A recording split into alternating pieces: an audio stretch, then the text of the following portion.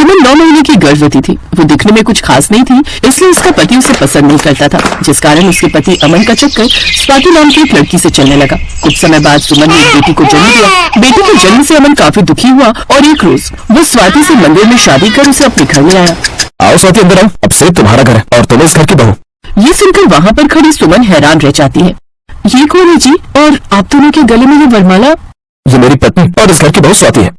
क्या आपने दूसरी शादी कर ली? आप मेरे होते हुए दूसरी शादी कैसे कर सकते हैं? तो और क्या करता, उस बदसूरत औरत के साथ अपनी जिंदगी काट लेता। ऊपर से तुम्हें बेटी जमते। अब क्या सारी उम्र उसके लिए दहेज ही जोड़ता रहो? ना बाबा ना, मुझसे तुम दोनों का बोझ नहीं उठाया जाएगा। इसलिए अब से तुम दोनों इस घर से निकलो। इस घर में अब मैं और मेरी पत्नी स्वाति मजे से रहेंगे और ये देखिए मुझे एक बेटा। अपने पति की बात समझ आ गई तो अभी क्या यहाँ से निकल जाओ। मुझे बिल्कुल वक्त नहीं लगेगा तुम इस घर से धक्के मारकर निकालने में। ये तुम क्या कह रहे हो? मैं इस छोटे से बच्चे को लेकर कहाँ जाऊंगी? जहाँ मर्जी जाओ, लेकिन इस घर से दफा हो जाओ और फिर कभी यहाँ मत आना। अपनी 10 दिन की बच्ची को गोद में लिए सुमन रोते हुए वहाँ से चली जाती है। वो अपनी बच्ची को गोद में उठाकर चली जा रही थी। अब मैं इस नन्ही सी जान के साथ कहाँ जाऊंगी? तभी सुमन अपनी बेटी को देखती है जो अपनी माँ को देखकर मुस्कुरा रही थी। मेरी प्यारी बच्ची कितनी प्यारी लग रही है। अब तो बस ऐसे ही हमेशा मुस्कुराती रहे, चाहे इसके लिए तेरी माँ को कितनी भी मेहनत क्यों न करनी पड़े।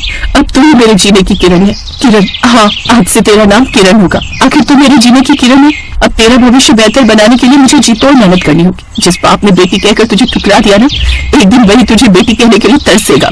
अब वो अपनी बेटी को लेकर यहाँ वहाँ भटक रही थी। तभी मौसम खराब हो जाने के कारण बाहर तेज बारिश शुरू हो जाती है। वो अपनी बच्ची को सीने में छुपाकर एक पेड़ के नीचे बैठ जाती है। सामने एक झोपड़ी में बूढ़ी अम्मा रहती थी। वो उसे बारिश में भीगते हुए देखती है तो आवाज लगाते हुए कहती है, बेटी, इस नन्ही सी जान को क्यों बारिश में भिगा रही है? ऐसे तो वो बीमार हो जाएगी। हाँ, इसको लेकर जल्दी से अंदर आ जा। सुमन अपनी बच्ची को उस झोपड़ी में ले जाती है। बारिश में भीगने के कारण वो पूरी तरह से कांप रही थी। अरे तुम तो भीग चुकी हो। आओ मैं आग जला दूं, तुम उसमें ताप लो और इस बच्ची को भी पूरी गर्माहट दे दो। आग ताप कर सुमन और उस नन्ही सी जान को थोड़ी राहत मिलती है। बेटी, ये तुम कौन हो और इतनी बारिश में अपने घर पर होने की बजाय इस नन्ही जान के साथ यहाँ क्या कर रही हो? फिर सुमन उस बूढ़ी अम्मा को सारी बात बताती है। तेरे साथ बहुत बुरा हुआ बेटी। वैसे मेरा भी इस दुनिया में कोई नहीं है। पेट भरने के लिए मोमोज बेचकर रोटी पानी का गुजारा चलाती हूँ। तो इस नन्ही जान को लेकर कहाँ कहाँ भटकेगी। ऐसा कर, तुम दोनों यहीं रह लो मेरे साथ, मुझे भी सहारा मिल जाएगा। आपका बहुत बहुत शुक्रिया अम्मा। आज के दौर में जहाँ आपने उन्हें घर से निकाल दिया, वहाँ आप क्या रुकर हमें अपना रही हैं। आप बहुत दयालु हैं। उस दिन के बाद से सुमन वही उस बूढ़ी अम्मा के साथ रहने लगी। धीरे धीरे उसने भी बूढ़ी अम्मा से मोमोज बनाने सीख लिए। जैसे जैसे उम्र बढ़ती गई, बूढ़ी अम्मा की तबीयत ठीक नहीं रहती, इसलिए अब उनका मोमोज का ठेला सुमन ने संभाल लिया। अब सुमन काम पर जाने लगी और घर आकर जो भी कमाई होती वो उस बूढ़ी अम्मा को दे देती। जैसे किरण थोड़ी बड़ी हुई, बूढ़ी अम्मा ने उसका दाखिला एक स्कूल में करवा दिया। अब बूढ़ी अम्मा घर का और किरण का ध्यान रखती। ऐसे ही समय बीता और अब बूढ़ी अम्मा बीमार रहने लगी। सुमन उन्हें अस्पताल लेकर गई, लेकिन वो बच न सकी। अब सुमन पर ठेले के साथ साथ घर की जिम्मेदारी भी आ गई। उसने अपनी बेटी को पढ़ाने के लिए जी जान लगा दी। अपनी माँ को दिन रात मेहनत करता देख अब किरण भी खूब पढ़ाई में मन लगाती, क्योंकि वो जानती थी अब शिक्षा ही उनकी गरीबी को मिटा सकती है। एक रोज, अरे किरण बेटी, तू यहाँ ठेले पर क्या कर रही है? तुझे कहा था घर पर रहकर पढ़ाई क्या न कर? माँ, तुम चिंता मत करो, मैं अपनी पढ़ाई पूरी करके यहाँ आई हूँ। आप भी तो अकेले सब काम कर करके थक जाती होगी ना। तभी एक ग्राहक वहाँ आता है। बहन जी, मोमोज की प्लेट कितने की है? जी 40 रुपए। ठीक है, जल्दी से एक प्लेट लगा दो। ऐसे ही समय बीता। अब किरण बड़ी हो गई और सुमन थोड़ी बूढ़ी हो गई। सुमन दिन रात मेहनत करती और थोड़े थोड़े पैसे इकट्ठे करके अपनी बेटी की पढ़ाई में लगाती। 12वीं पास करने के बाद किरण ने कॉलेज की पढ़ाई की, जिसके बाद वो सरकारी नौकरी की तैयारी करने लगी। लगातार दिन रात मेहनत करने के बाद आखिरकार उसे एक दिन सरकारी नौकरी मिल ही गई और वो IAS अफसर बन गई। और अपनी माँ को सरप्राइज देने के लिए एक रोज वो बड़ी सी सरकारी गाड़ी में अपनी माँ के ठेले पर पहुंची। किरण, तो ये सब? माँ, आपकी बेटी अब IAS अफसर बन चुकी है। ये सुनकर सुमन की आंखों में आंसू आ गए। अब दोनों माँ बेटी सरकारी बंगले में शिफ्ट हो गई। अब सुमन ने मोमोज बेचना बंद कर दिया और अब IAS बनने के बाद किरण को ड्रग्स का एक केस सौंपा गया, जिसकी जांच किरण को करनी थी। किरण दिन रात मेहनत करके आखिर उस गिरोह के पास पहुंच गई और उसने रोहन नाम के एक लड़के को गिरफ्तार कर लिया। रोहन के माता पिता उसे छुड़वाने के लिए जेल आए थे। तभी सुमन भी गाड़ी से उतरकर अपनी बेटी से मिलने पुलिस स्टेशन आई हुई थी। अपनी बेटी रोहन को छुड़वाने के लिए जो माता पिता आए हुए थे वो और कोई नहीं बल्कि अमन और स्वाति ही होते हैं। सुमन को देखकर वो हैरान रह जाते हैं। अमन, तुम? सुमन, तुम यहाँ क्या कर रही हो? मैं यहाँ अपनी बेटी से मिलने आई हूँ। ओह, तो वो कोई चोर चक्की होगी पक्का?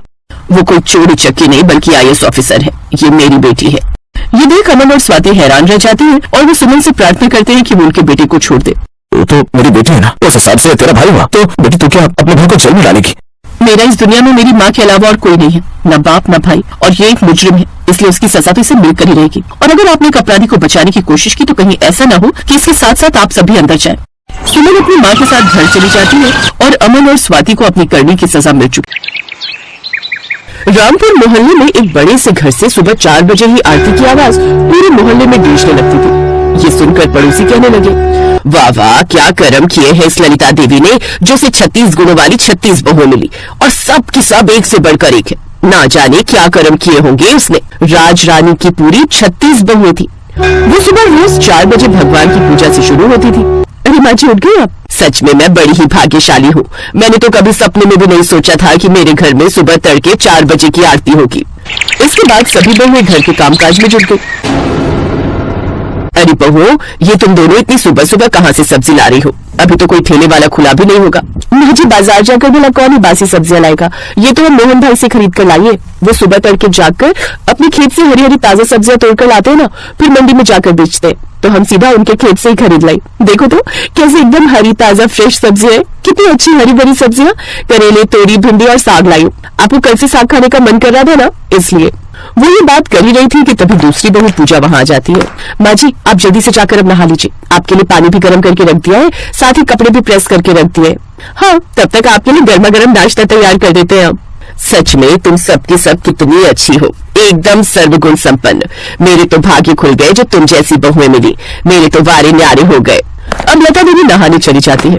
कुछ देर बाद जब वो लौट कर आती है तो खाने की टेबल पर उसके लिए 36 तरह के पकवान बनकर तैयार होते हैं। अच्छा, जरा टीवी भी लगा दो, खाना खाते खाते थोड़ा मनोरंजन ही हो जाए। लेकिन तभी लाइट चली जाती है। अरे ये क्या, बिजली चली गई? रुको, मैं अभी लैंप जलाती हूँ। फिर पूजा लैंप की रोशनी करती है, जिसकी रोशनी में एक बहू गाना गाती है तो कुछ डांस करने लगती है। अब सही से मनोरंजन हो रहा है ना माँ जी? हाँ हाँ, जब तुम जैसी बहुएं हो तो मनोरंजन कैसे नहीं होगा। प्यारी प्यारी सासू माँ, हमारी प्यारी सासू माँ, हमको जान से प्यारी है, देखो हमारी सासू माँ, हमारी जान हमारी आन, हमारी प्यारी सासू माँ। उसके ये कहते ही अचानक धीरे धीरे सब धुंधला होने लगता है और उसकी सभी बहुएं गायब हो जाती हैं और लता देवी, उनका सपना चकनाचूर हो जाता है। सत्यानाश, बहुओं कहाँ गई सब? अरे इसका मतलब मैं वो सब सपना देख रही थी। हाय, लेकिन कितना अच्छा सपना था। रानी की तरह मेरी सभी बहुएं मेरी सेवा पानी कर रही थी। वैसे सुबह का सपना सच होता है, ये सुना तो है, लेकिन काश ये सपना सच हो जाए। मुझे 36 बहुएं तो नहीं, लेकिन एक ही बहू में 36 के 36 गुण मिल जाए, ऐसी बहू मिल जाए, फिर तो मैं एकदम रानी की तरह राज करूंगी।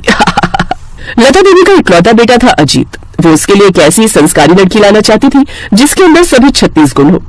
पंडित जी, मुझे ऐसी बहू चाहिए जो अच्छा खाना बनाना भी जानती हो, पूजा पाठ वाली भी हो, गाना भी जानती हो, नाचना भी जानती हो और जो बड़ों का आदर सत्कार करना जानती हो।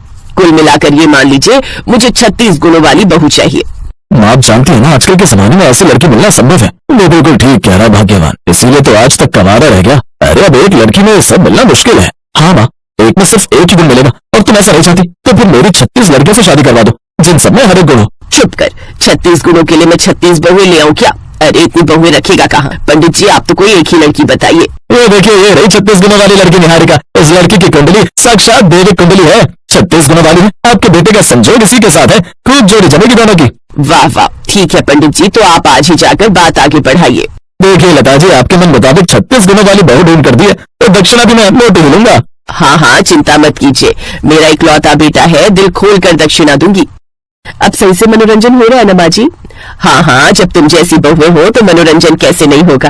प्यारी प्यारी सासू माँ, हमारी प्यारी सासू माँ, हमको जान से प्यारी है, देखो हमारी सासू माँ, हमारी जान हमारी आन, हमारी प्यारी सासू माँ। उसके लिए कहते ही अचानक धीरे धीरे सब धुंधला होने लगता है और उसकी सभी बहुएं गायब हो जाती हैं और लता देवी, उनका सपना चकनाचूर हो जाता है। सत्यानाश, बहुओं कहाँ गई सब? अरे इसका मतलब मैं वो सब सपना देख रही थी। हाय, लेकिन कितना अच्छा सपना था। रानी की तरह मेरी सभी बहुएं मेरी सेवा पानी कर रही थी। वैसे सुबह का सपना सच होता है, ये सुना तो है, लेकिन काश ये सपना सच हो जाए। मुझे 36 बहुएं तो नहीं, लेकिन एक ही बहू में 36 के 36 गुण मिल जाए, ऐसी बहू मिल जाए, फिर तो मैं एकदम रानी की तरह राज करूंगी। लता देवी का इकलौता बेटा था अजीत। वो उसके लिए एक ऐसी संस्कारी लड़की लाना चाहती थी जिसके अंदर सभी 36 गुण हो। पंडित जी, मुझे ऐसी बहू चाहिए जो अच्छा खाना बनाना भी जानती हो, पूजा पाठ वाली भी हो, गाना भी जानती हो, नाचना भी जानती हो और जो बड़ों का आदर सत्कार करना जानती हो। कुल मिलाकर ये मान लीजिए मुझे 36 गुणों वाली बहू चाहिए। आप जानती है ना, आजकल के जमाने में ऐसी लड़की मिलना संभव है। वो बिल्कुल ठीक कह रहा है भाग्यवान, इसीलिए तो आज तक कवारा रह गया। अरे अब एक लड़की में सब मिलना मुश्किल है। हाँ माँ, एक में सिर्फ एक ही गुण मिलेगा और तुम ऐसा नहीं चाहती तो फिर मेरी 36 लड़कियों से शादी करवा दो जिन सब में हर एक गुण हो। चुप कर, 36 गुणों के लिए मैं 36 बहुएं ले आऊं क्या? अरे इतनी बहुएं रखेगा कहाँ? पंडित जी, आप तो कोई एक ही लड़की बताइए। ये देखिए, ये रही 36 गुणों वाली लड़की निहारिका। इस लड़की की कुंडली साक्षात देवी कुंडली है, 36 गुणों वाली है। आपके बेटे का संजोग इसी के साथ है, खूब जोड़ी जमेगी दोनों की। वाह वाह, ठीक है पंडित जी, तो आप आज ही जाकर बात आगे बढ़ाइए। देखिए लता जी, आपके मन मुताबिक 36 गुणों वाली बहू ढूंढ कर दी है तो दक्षिणा भी मैं मोटी ही लूंगा। हाँ हाँ, चिंता मत कीजिए, मेरा इकलौता बेटा है, दिल खोल कर दक्षिणा दूंगी। अब बात आगे बढ़ती है और देखने दिखाने की रस्म के बाद रिश्ता पक्का हो जाता है और निहारिका ब्याह कर अपने ससुराल आ जाती है। उसकी सास हाथों में थाली लिए उसके स्वागत के लिए खड़ी होती है। तभी वो बोलती है, उफ कितनी गर्मी हो रही है, अरे यार कोई एसी चला दो नहीं तो मैं बेहोश हो जाऊंगी। ये कहते ही निहारिका ने सर से घूंघट हटा दिया। ये देखकर पड़ोसन बोली, अरे ये क्या लता बहन, तुम्हारी बहू तो बड़ी बेशरम निकली, जो आते ही अपने सर का घूंघट निकाल कर बैठ गई। इसने तो अपनी मुंह दिखाई यही कर दी। अपनी बहू की करनी पर पर्दा डालते हुए लता लड़खड़ाते हुए बोली, हाँ हाँ तो क्या हुआ? वो सच्ची तो कह रही है कितनी गर्मी है यहाँ, बेचारी बहू का क्या हाल हो रहा होगा। तू भी न सरला, बस राई का पहाड़ बनाना जानती है। चल अब जा यहाँ से। आपने सुना नहीं चुगलखोर आंटी, माँ जी ने क्या कहा? आप जाइए यहाँ से। सरला वहां से गुस्सा होकर चली जाती है। छोड़ो बहू उसकी बातों को, अब तुम ये कलश गिराकर अंदर आओ। निहारिका उस कलश को इतनी जोर से लात मारती है कि वो कलश सीधा जाकर उसके ससुर के माथे पर लगता है। हे राम, मार डाला रे, मार डाला। सॉरी ससुर जी, वो गलती से लग गया। अच्छा चलो कोई नहीं, अब जाओ, जाकर तुम आराम करो, थक गई होगी। फिर कल सुबह तुम्हारी पहली रसोई की रस्म भी है ना। उस वक्त तो वो दोनों वहां से चले जाते हैं। फिर अगले दिन सुबह निहारिका कट स्लीव वाली वेस्टर्न ड्रेस पहनकर बाहर आती है। गुड मॉर्निंग माँ जी, कॉफी है? नहीं नहीं बहू, मैं कॉफी नहीं पीती, चाय ही बना दे मेरे लिए। मैं आपको बनाने के लिए कह रही हूँ। है लेकिन मैं क्यों बनाऊंगी, वो तो तुम बनाओगी ना, तुम इस घर की बहू हो। लेकिन मुझे तो कुछ बनाना आता ही नहीं है। नहीं आता? हे भगवान, ये तो मेरे साथ धोखा हो गया। 36 गुण वाली बहू मांगी थी, इसमें तो एक भी गुण नहीं है। तो जब तुझे चाय बनाना ही नहीं आता तो फिर खाना बनाना तो आता ही नहीं होगा। पहली रसोई में क्या बनाएगी फिर? घंटा? हाँ माँ जी, मुझे सिर्फ पाउट बनाना आता है, सेल्फी खींचते वक्त बनाते हैं ना वो। सत्यानाश, इन आजकल की लड़कियों को ना तो चाय बनाना आता है और ना खाना बनाना, फिर आता ही क्या है पाउट बनाकर और जीभ निकालकर सेल्फी खींचना। बस उस पंडित को तो मैं छोड़ूंगी नहीं। 36 गुणों वाली बहू बताकर निकम्मी बहू पकड़ा गया। खैर अब किया भी क्या जा सकता है। अब लता अपनी बहू को चाय बनाना सिखाती है। चल अब चीनी पत्ती डाल। कितनी डालू माँ जी? हे राम, एक काम कर, पूरी बर्नी ही उड़ेल दे, पानी उबल गया है। ठीक है माँ जी। निहारिका सच में पूरी बर्नी ही उसमें उड़ेल देती है। हे राम जी, ये बिन पेंदी का उल्टा लोटा मेरे ही पल्ले पड़ना था। बहू तू ये सब छोड़ और बाहर जाकर साफ सफाई का काम कर, खाना मैं बना लूंगी। जो हुकुम माँ जी। अब लता देवी खुद ही खाना बनाने लगती है और निहारिका बाहर साफ सफाई का काम करने लगती है। लेकिन जब लता बाहर आई तो अपनी बहू को झाड़ू लगाता देख माथा पकड़कर बैठ गई।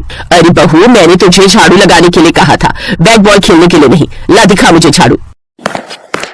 देख ऐसे लगाते हैं झाड़ू, ले अब तू भी लगा। जी माँ जी।